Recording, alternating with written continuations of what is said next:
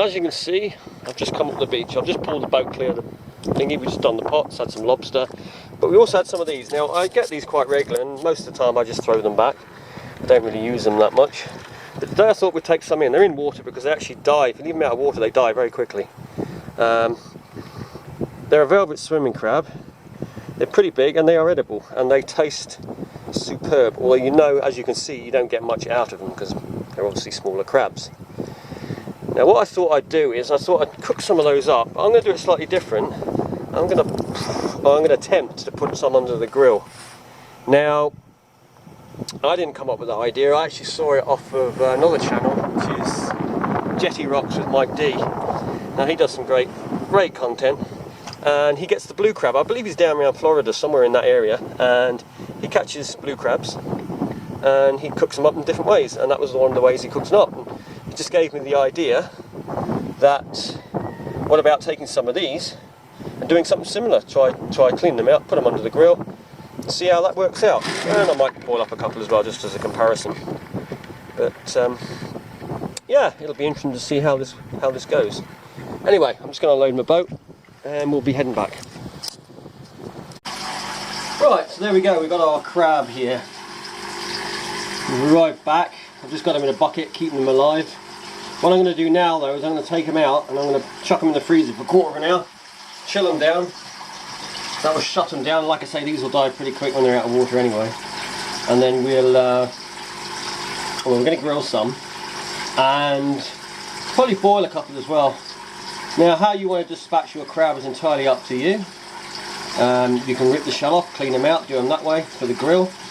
You can chuck them in the freezer, let them cool down, or you can throw them into boiling water. Now, throwing them into boiling water isn't so bad when it's small crabs, purely because they've got very thin shells, they'll die pretty quick. Bigger crabs, it's a different story. But yeah, whichever way I always look at it is, if you're going to dispatch something, try and do it as calmly or as quickly as possible. As for sticking things into crabs, I wouldn't necessarily advise it unless you know exactly what you're doing, because I have no idea where its brain is. You know. Anyway, I'm going to chuck these in the freezer and we'll be back once they are dispatched. So as you can see, these are they're an extremely aggressive crab. These very fast, very aggressive. They've got red eyes, and they call them lady crabs over here for some reason. But their actual name for most people is the velvet swimming crab. Right, let's get them in the freezer. So this is a pot we're going to cook some of the crab in. This pot actually is it's like a ceramic, kind of steel ceramic pot. I think it's older than me, this. I've always had this one. I used to cook small things up, you know, like prawns or small lobsters, sometimes small crab, that kind of thing. But I'm going to do it outside because the smell of crab can be quite strong. So we always cook the crab outside. Lobster's not so bad. Do that inside normally. Now if you're going to dispatch crab as well, kill it, make sure you cook it pretty much straight away. Don't leave your crab lying around because it breaks down very, very quickly and toxins will start leaching into the meat. And if you've got to have to carry it some distance and it's going to die, your best bet is remove all the stomach, all the insides, and just leave the white meat. But like I say, cook it as soon as you can. Don't, you know, leave it. Otherwise, you know, they wouldn't sell crab fresh or alive if they could sell it dead most of the time. So. Right, so once the pan is absolutely boiling, I always make sure, just in case the crabs, there's any life left in them at all, take them out, and then straight in, like that, and then lid on, and they're done. Right, let's go and do the grill one. Give those a few minutes, you don't need to give them long, not small crab. So this is going to be our next thing, is we're going to do crab on here. Right, so what I've done, as as you'll see here, just tilt that down a bit. I have, now I took the outer, I ripped the shell off basically. So you've got the crab like this, the shell came off. You then take away, there's still a couple of bits here, but you take away the dead man's fingers, or the lungs, which are around the top there. Pull the mouth off, pull the bottom part off, and basically clean it out like this. Now I broke mine into two because it was easier with these size crabs. You might want to leave them whole, it's up to you. And then just give them a rinse, and you can see there's all the meat, or all the meat inside, and you've got all the claws and that. So what I do now, just pop them on there. Like I say, make sure you give your crabs a good clean if they're mucky or anything. Like that, like that, and like that. So we've got 3 on there, like that. Now this part is entirely up to you, but you can get a little bit of, what have we got, what have we got? Let me see. Environment maybe. The flavouring on the meat parts there. Like so. You do what you like really. You can put stuff on, you don't have to, you can just cook them like that, eat them like that. These particular crabs are tasty enough without anything. But if you want to put something on, you can. And like I say, you can do this with blue crab as well. From what I've seen anyway. Right, so now I'm going to pop these under the grill.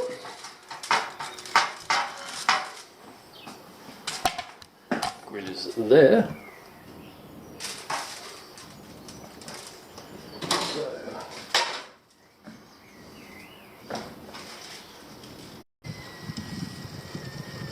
Tell you what, they don't half smell good.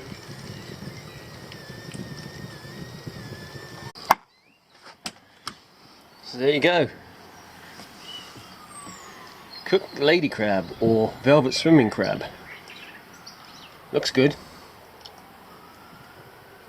Let's give it a try. Hopefully not get bothered by the flies too much. So we've got some old nutcrackers and just a handle of a spoon, that'll do to get the meat. And a glass of Coke, you can always have a glass of wine. And yes, that is a little choo-choo train on my glass. Right, let's try this, the grilled one first, see what this comes out like.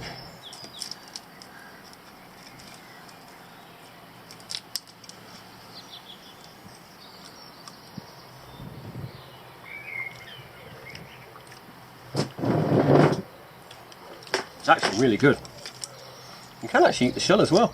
The shell's not, it's not hard like, the shell's not hard like it is when it's boiled.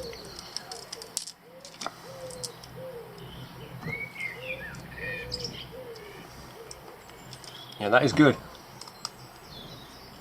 Definitely good. In fact, you don't even need to use nutcrackers because the shell goes brittle when it's cooked.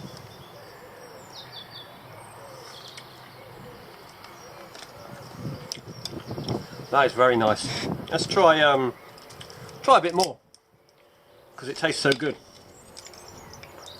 I mean, I love crab. I love crab, I love lobster, anything like that.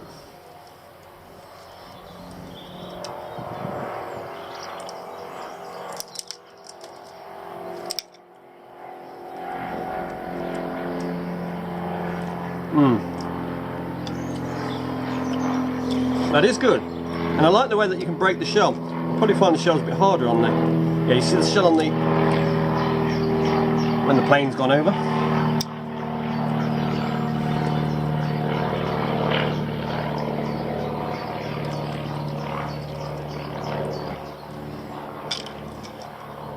I mean, the boiled one is good as well, it's just that the shell's obviously going to be harder.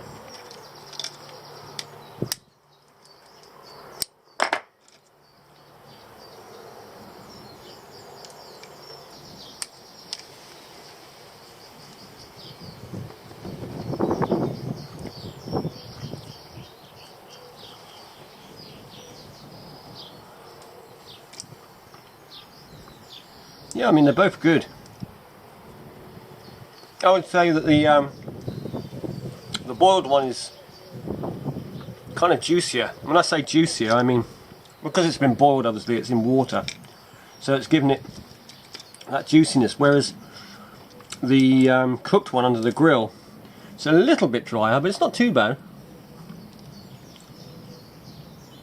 And it probably retains a slightly stronger taste to it, and saltier, because we cooked the other one just in water, and if you don't add salt you're going to wash it out a bit. Don't know, I'd say the grilled one is actually, might actually take it. I mean, you still get some nice flaky white meat. It's not like completely dried out or anything like that.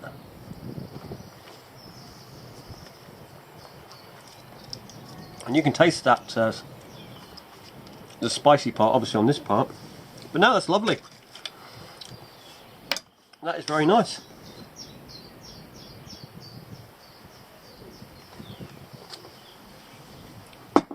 So there you go. Grilled velvet swimming crab and boiled velvet swimming crab. Like I say, if you don't like picking things that hard, then grilling it's the way to go, because as you can see, you can just snap the shell so easy like that, and there's your meat inside.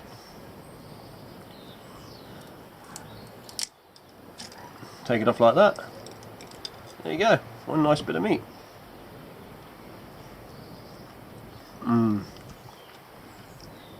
I've got to say that lady crab is really nice. Like I say, it's just the fact they're very small. I believe in Spain they love them over there. I think in Ireland they actually export them to Spain. I mean, that's what I've been told. But yeah, there you go. Lady crab, or velvet swimming crab. Right, so on a final note, when it comes to crab like this, you can gather these from the shore or you can catch them in a crab pot.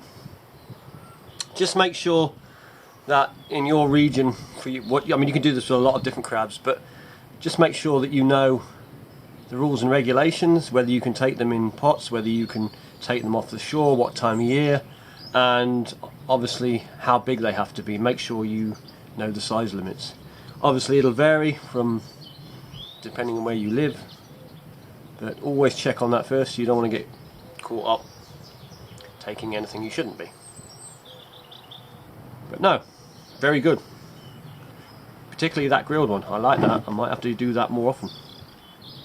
And here comes the fish cat. This is fish cat. Fish cat likes his fish. Huh? You like your fish? This is the one, he always comes around when there's fish. He's got to have the fish. And he loves it. He doesn't like it. I say he doesn't like it, he just eats it raw. He says, I'm going to go and check that crab out on that plate over there now. Oh, you like the smell of it, don't you? Right, until the next video.